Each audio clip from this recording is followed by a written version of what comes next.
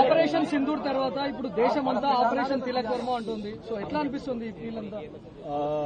First of all Modi sir చెప్పారు operation Sindoor అని. So మళ్ళీ ఆపరేషన్ తిలక్ అంటే అది చాలా పెద్ద విషయము. But as A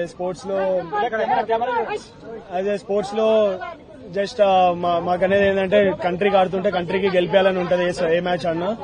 so at the right moment right టైంలో ఆపర్చునిటీ వచ్చింది. So I'm feeling so great that I have done something for కంట్రీకి. ప్రెజర్ ఎలా ఫీల్ అయ్యారు మీరు?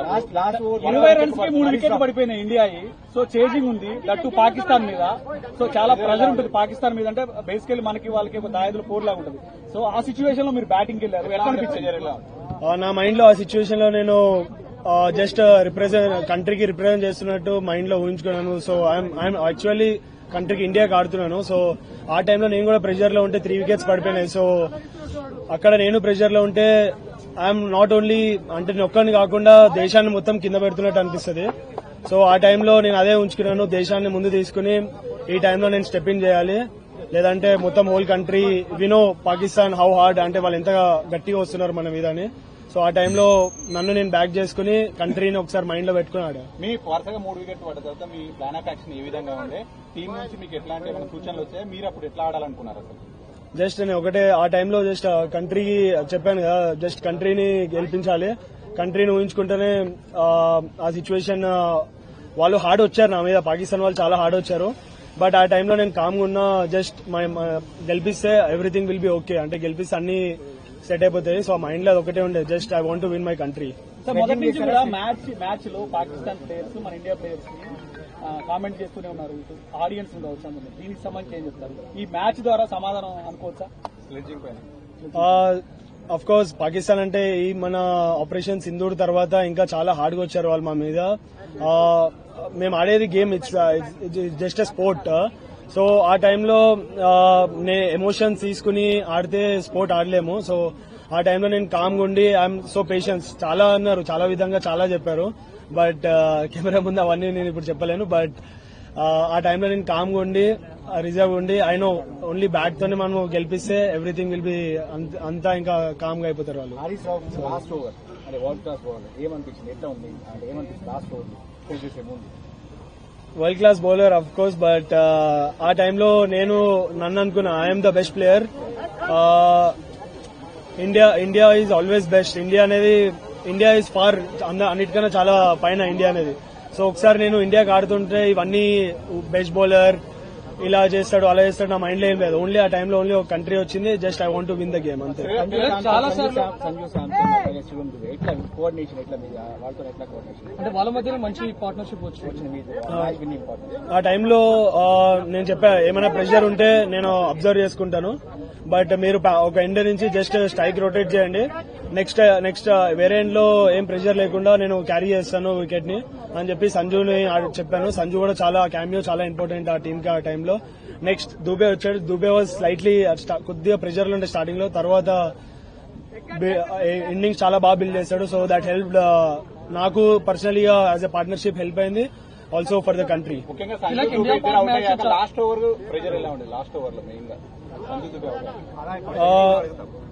సారీ లాస్ట్ ఓవర్ లో మెయిన్ గా ప్రెజర్ ఎలా ఉంటుంది? సంజు దుబే అవడానికి లాస్ట్ ఓవర్ చాలా ఇంపార్టెంట్. నేను ఆల్రెడీ దుబే చెప్తా ఉన్నాను. సో ఒక ఎండ్ నువ్వు ఆడుతా ఉండు, వేరే ఎండ్ నుంచి నేను కవర్ చేస్తానని చెప్పి దుబే కన్నా. బట్ దుబే అవుట్ అయ్యాడు. బట్ నేను స్టార్టింగ్ నుంచే కాన్ఫిడెంట్ ఉండే I will finish the game అని. So yeah, by God grace I have done it.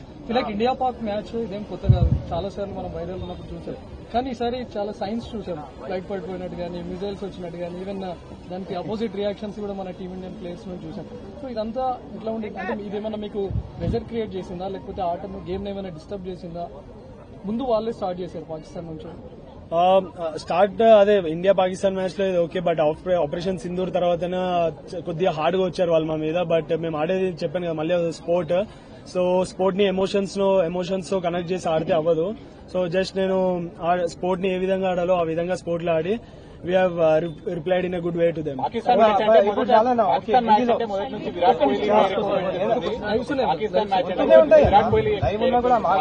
Virat కోహ్లీని తిలక్ రీప్లేస్ చేశారు అనేటువంటి మాట ఎక్కువగా వస్తుంది, మీ కామెంట్? ఫస్ట్ ఆఫ్ ఆల్ నాకు చాలా హ్యాపీగా ఉంటుంది. సచ్ ఏ లెజెండ్ విరాట్ బి అనేది is an global star. So చిన్నప్పటి నుంచి నాకు కూడా కాదు, చాలా ఇండియాకి ఇన్స్పైర్ చేశారు. సో అట్లాంటి మంచితో నన్ను పోలిస్తారంటే నాకు చాలా ప్రౌడ్.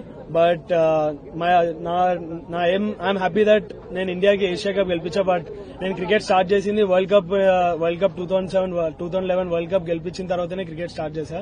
బట్ ఈ జనవరిలో వరల్డ్ కప్ వస్తుంది.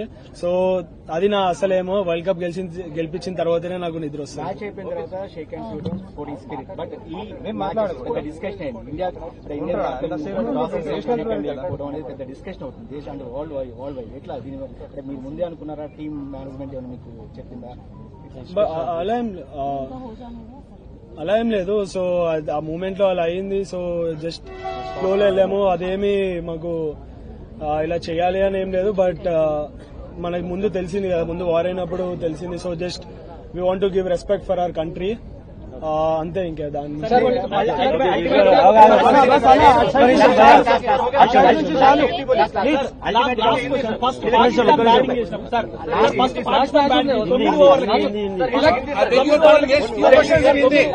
పాకిస్తాన్ ఫస్ట్ బ్యాటింగ్ చేసినప్పుడు 9 ఓవర్లకి భారీ స్కోర్ చేసింది. సో అదే సిచ్యువేషన్ కొనసాగితే దాదాపు 170, 180 వెళ్తాది అనుకున్న సమయంలో మన ఇండియన్ బౌలర్స్ కావచ్చు కట్టడి చేశారు. సో స్ట్రాటజీ ఎట్లా అవలంబించారు? ఏమనుకున్నారు?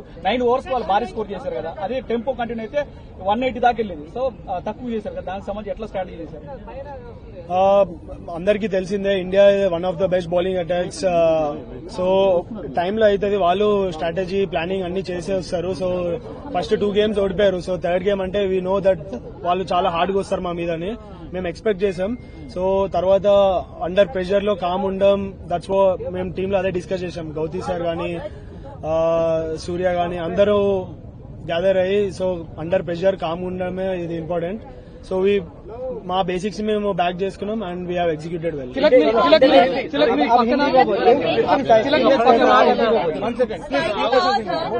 सूर्य कुमार ने बात कही कि वो हमारे कॉम्पिटिटर ही नहीं है, टॉप 2 के प्लेयर टीम जो है कम्पीट कर रही थी. लेकिन मैच जब हो रहा था तब आपको लग रहा था कि 2-0 से आगे है, अब 3-0 बनाना, कितना ज्यादा दबाव भारत पे रहा पाकिस्तान से ज्यादा? जैसे सूर्य भाई ने बोला है कि कुछ कंपटीशन नहीं है, मैं भी उस बात में एग्री करता हूँ.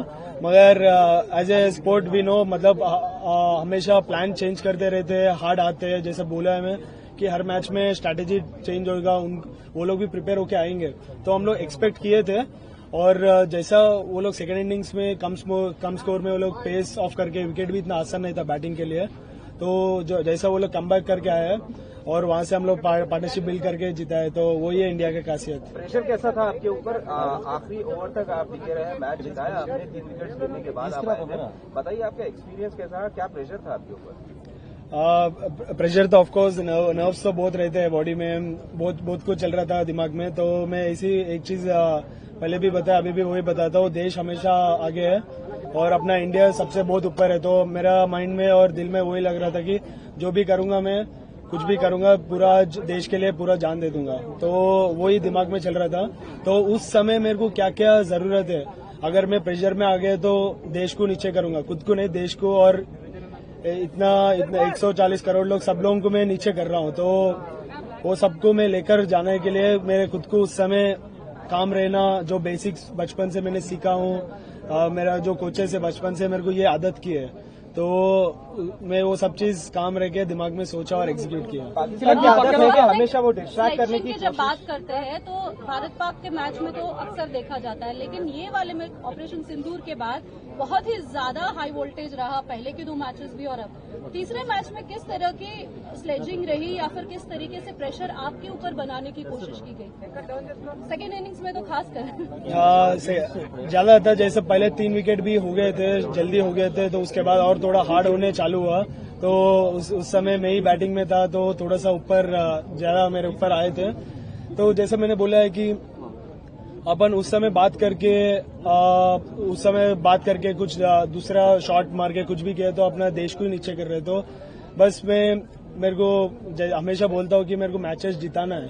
तो तो मैचेस जिताने के लिए बोलने के लिए आसान है, मगर उस समय क्या क्या जरूरत है ये सब चीज मैंने बोला। काम रहना है, बेसिक्स को फॉलो करना है, ज्यादा जवाब नहीं देना है। तो मैच के बाद मैंने जो भी बोलना है अच्छे से बोला है, मगर मैच के बीच में नहीं बोला है। तो डिस्ट्रैक्ट जो करने की कोशिश हमेशा पाकिस्तान करता है खिलाड़ियों को किसी न किसी तरह, तो क्या आपके साथ भी इस तरह का रवैया आता है क्या पाकिस्तानी खिलाड़ियों द्वारा?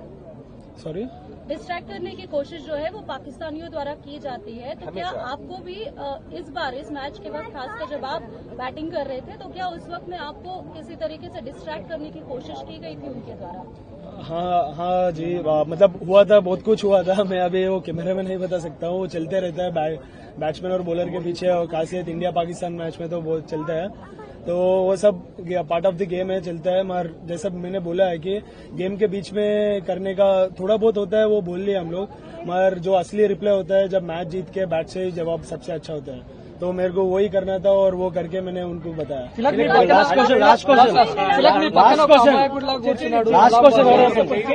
కోచ్ గురించి ఏం చెప్తారు? మీ పక్కన అసలు ఆయన చూస్తే తిలక్ ప్రతిసారి మిమ్మల్ని ముందు నుంచి నడిపిస్తా ఉన్నాడు, ఆల్మోస్ట్ క్రికెట్ బేసిక్స్ నుంచి ఇక్కడ స్టార్ట్ చేశారు. సో కలాం గురించి చెప్పాలంటే మీరు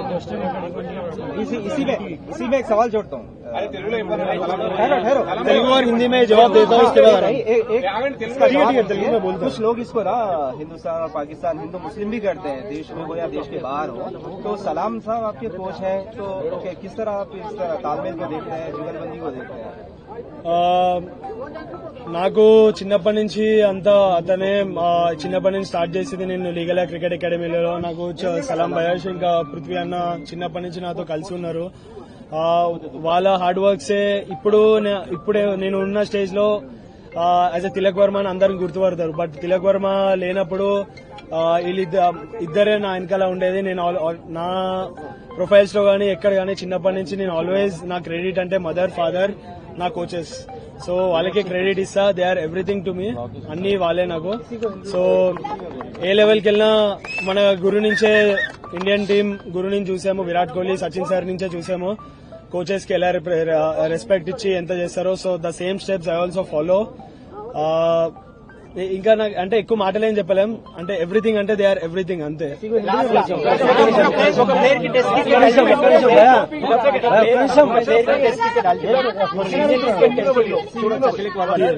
आराम से एक कदम करता हूँ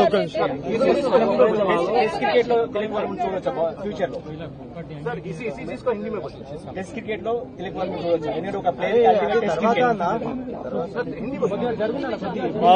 मैं ये चीज बोला, बचपन से स्टार्ट करे तब से जैसा अभी मेरा नाम है सब लोग जानते हैं तिलक वर्मा है बोल के. जब जो तिलक वर्मा कुछ नहीं था, जब बचपन से मैंने स्टार्ट किया है, मेरे कोचेस ही मेरे साथ में है, बचपन से मेरे साथ है. सलाम भाई सर और पृथ्वी भाई भी मेरे साथ हमेशा बचपन से है. और मैंने स्टार्ट किया लीगला क्रिकेट एकेडमी में, इधर ही स्टार्ट किया. और हमेशा मेरा जब भी मुझे अप्स एंड डाउन्स गेम में तो आते रहते हैं, तो मेरे को जैसा है कि मेरे को हमेशा कॉन्फिडेंस आता है. जब भी मैं इधर प्रैक्टिस के लिए आता हूँ, वही मेरे को कॉन्फिडेंस आता है खुद ब खुद. जैसा मैं ये मट्टी में आऊंगा तो कॉन्फिडेंस मेरे को हमेशा आता है.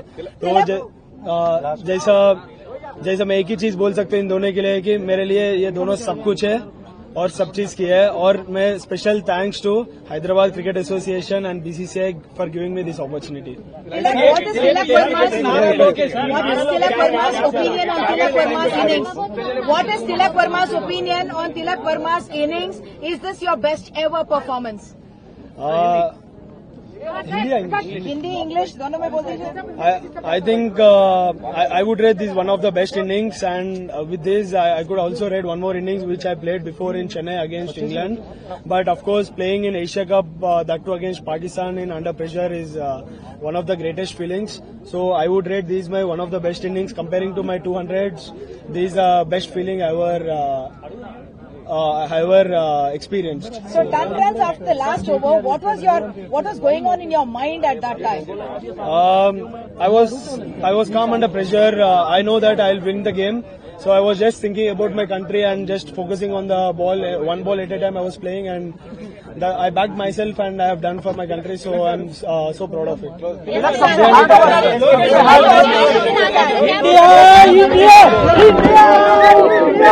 India!